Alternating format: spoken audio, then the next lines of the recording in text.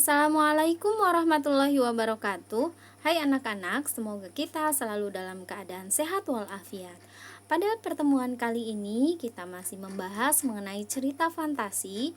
Yang akan kita bahas yaitu mengenai jenis cerita fantasi, struktur cerita fantasi, dan ciri kebahasaan cerita fantasi. Jenis cerita fantasi. Cerita fantasi berdasarkan kesesuaian terbagi menjadi dua, diantaranya adalah cerita fantasi total. Cerita fantasi ini merupakan lebih condong ke objek yang ditentukan oleh pengarang, namun tokoh hingga kota dan lainnya adalah ilusi dari pengarang. Yang kedua, cerita fantasi irisan. Cerita ini merupakan cerita yang mengungkap cerita nyata seperti peristiwa yang pernah terjadi. Cerita fantasi berdasarkan latar cerita dibagi menjadi dua, diantaranya sebagai berikut. Yang pertama, latar sejaman. Cerita ini berarti menggunakan latar di satu masa dan tetap menggunakan fantasi. Yang kedua, latar lintas waktu. Cerita ini merupakan cerita yang menggunakan latar waktu yang berbeda-beda. Struktur teks cerita fantasi.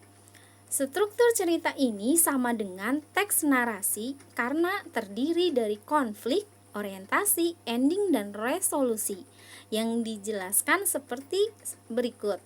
Yang pertama, orientasi, artinya bahwa cerita fantasi memberikan sebuah pengenalan mengenai penokohan, tema, dan sedikit alur. Yang keduanya, konflik, artinya bahwa cerita ini memiliki bagian masalah dari awal hingga klimaks. Yang ketiga, resolusi, artinya bahwa cerita fantasi memiliki penyelesaian konflik yang ditentukan oleh penulis. Kaidah kebahasaan teks cerita fantasi. Teks cerita fantasi menggunakan sudut pandang penokohan seperti saya, aku, mereka, kami, dan nama orang.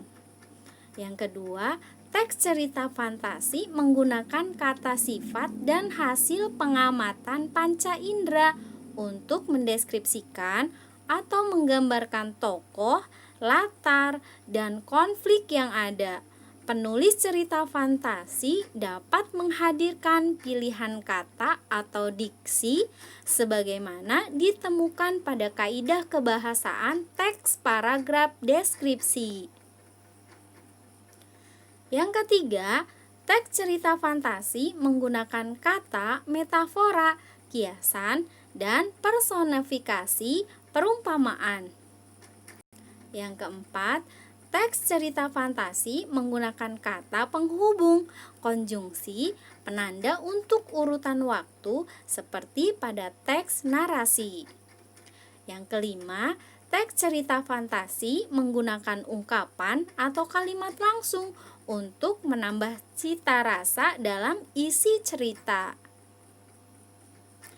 Langkah menyusun cerita fantasi. Yang pertama, menemukan ide penulis dengan mengamati objek nyata, kemudian diberikan sentuhan imajinasi.